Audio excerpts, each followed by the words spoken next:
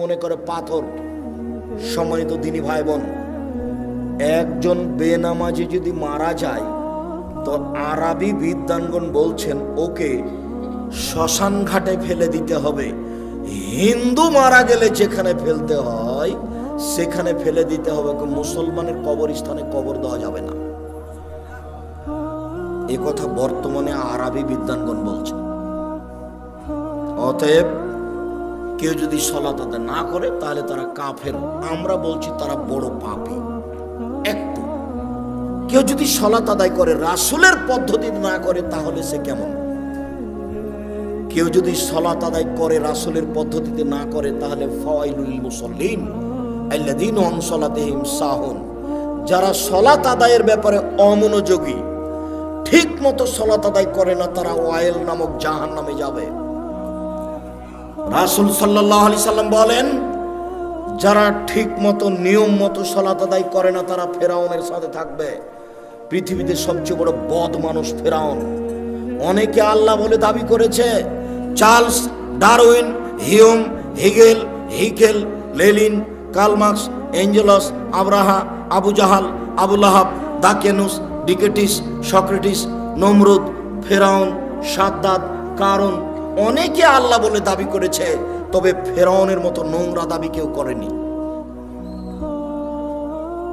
মিশর জাদুঘরে ঢুকে বারবার বলছি, মোহাম্মদ ফেরাউনের লাশ কোথায় সেখানে চলো। 150 পাউন্ড দিয়ে টিকিট করে ভিতরে ঢুকেছি ফেরাউনকে দেখার জন্য। দীর্ঘ সময় কাটার পরে ফেরাউন কোথায় আছে খুঁজে পাওয়া যায় না। জিজ্ঞাসা করো, জিজ্ঞাসাতে বোঝা গেল আরো 300 পাউন্ডের টিকিট করে ঢুকতে হবে, সেটা এইদিকে।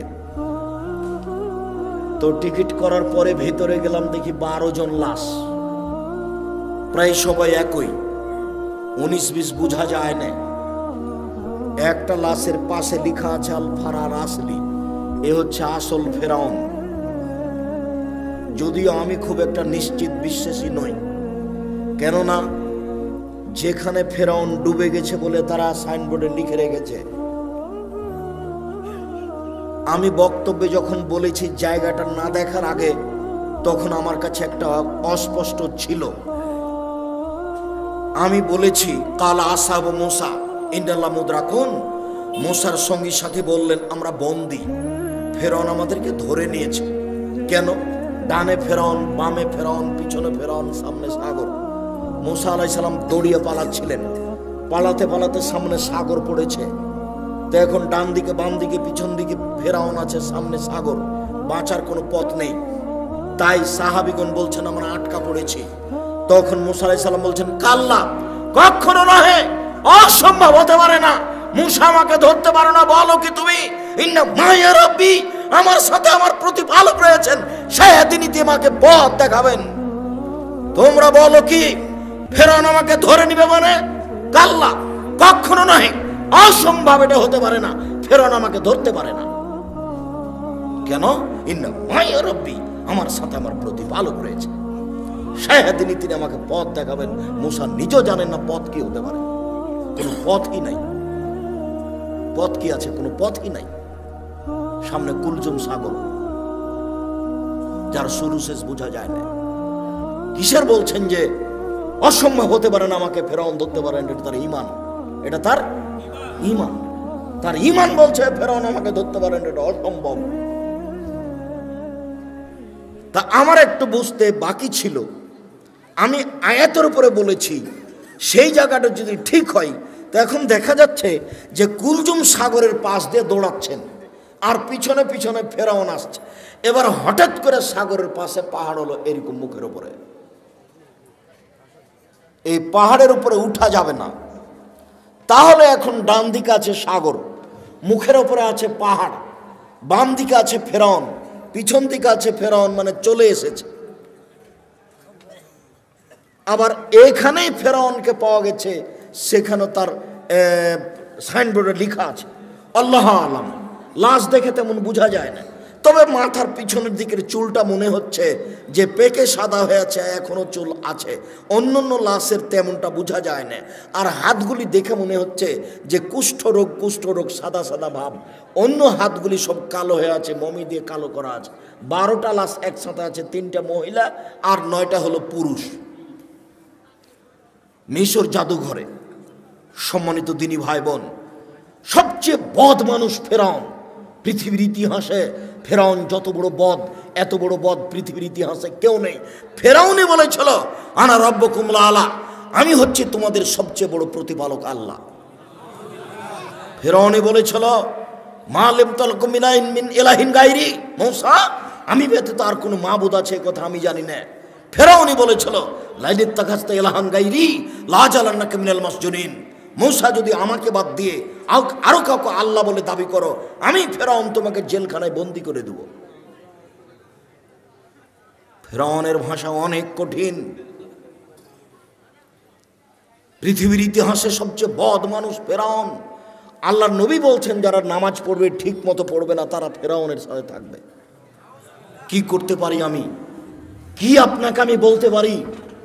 রাসূল সাল্লাল্লাহু আলাইহি ওয়াসাল্লাম বলছেন আলী, কতগুলি লোক বের হবে আলী, তারা বেশি বেশি সালাত আদায় করবে, বেশি বেশি সিয়াম পালন করবে, বেশি বেশি তাসবিহ তাহলিল জিকির আজার করবে। তোমাদের ইবাদত তাদের কাছে কিছুই নয়। আলী শোনো, ইন্নাহুম তাজিদুনা, তোমরা যদি তাদের পাও ফাকতুলহুম, তাদের কুরবানি করো, ওয়াইনাম লাযরাবান কাতালাহুম, যারা তাদের হত্যা করতে পারবে তারাই সবচেয়ে বেশি নেকি পাবে। ওরা সবচেয়ে বেশি বড় নামাজি, তারা বেশি বড় রোজাদার, তারা তাসবিহ গণনা করে বেশি, মেশিনে তাসবিহ গণনা করে, মেশিনে তাসবিহ। এই ছেলে, কিসে তাসবিহ গণনা করতে হবে? আঙ্গুলে। কেন? আঙ্গুল বিচার মাঠে সাক্ষী দিবে, কথা বলবে। মুরব্বী আব্দুর রাজ্জাক, শোনো বাবা, আমি মুরব্বী মানুষ, আমার বয়স 80, আমি যদি আঙ্গুলে তাসবিহ গণনা করি খালি আমার ভুল হয়, তো আমি কি তাসবিহ দানায় তাসবিহ গণনা করতে পারি? না। মরা পর্যন্ত যদি একদিনও ঠিক না হয় তবু নেকি পাবেন। কেন? আঙ্গুলে তাসবিহ গণনা করা কার নির্দেশ? মুহাম্মদ সাল্লাল্লাহু আলাইহি ওয়াসাল্লামের। আমি ঠিক করলাম কি ভুল করলাম আমি তার নিজে থেকে করিনি। তাসবিহ দানায় তাসবিহ গণনা করলে তাসবিহ কথা বলবে না, মেশিন কথা বলবে না। রাসূলকে অপমান করে জান্নাত কেনার চেষ্টা করিয়েন না। সম্মানিত দিনী ভাই বোন, আমি বলিনি যে আপনি, তবে আল্লাহ রাসূল বলেছেন এক শ্রেণীর নামাজিকে তোমরা হত্যা করো। হাদিস বুখারী মুসলিম। এ হাদিস বুখারীতে 18 বার এসেছে। এ হাদিস বুখারীতে কতবার এসেছে? 18 বার এসেছে। শুধু তাই বলেনি, তাদের বলেছেন তোমরা হত্যা করো, আদ সামুদের মতো হত্যা করার মতো করে, একেবারে মায়েরা একাকার করে দাও। আমি নামাজ পড়লাম তারপরে অবস্থা, তাহলে বোঝা যাচ্ছে যে নামাজ রাসূলের না হলে কবুল হবে না। তাহলে একটু দেখি কিভাবে। সাল্লু কামা রাআইতুমুনি উসাল্লি, পৃথিবীর মানুষ তোমরা সালাত আদায় করো যেভাবে আমাকে সালাত আদায় করতে দেখছো। তো এখন কি মুহাম্মদ সাল্লাল্লাহু আলাইহি ওয়াসাল্লাম বেঁচে আছেন? তো কিভাবে দেখবেন? হাদিস, ফাজাইল আমল, রিয়াজুস সালেহিন দেখেন, বুখারী দেখেন। বুখারী বললে তো মনটা খারাপ হবে, তো বুখারী থাক আপাতত আজকের জন্য। আজকের জন্য কি দেখতে বলছি? রিয়াজুস সালেহিন, একটা হাদিসের কিতাব, সবই হাদিস আর 2-1টা করে আয়াত দেওয়া আছে, সবই হাদিস সহি। আপনি রিয়াজুস সালেহিনের সালাত দেখেন, 1 মিনিট, আল্লাহু আকবার।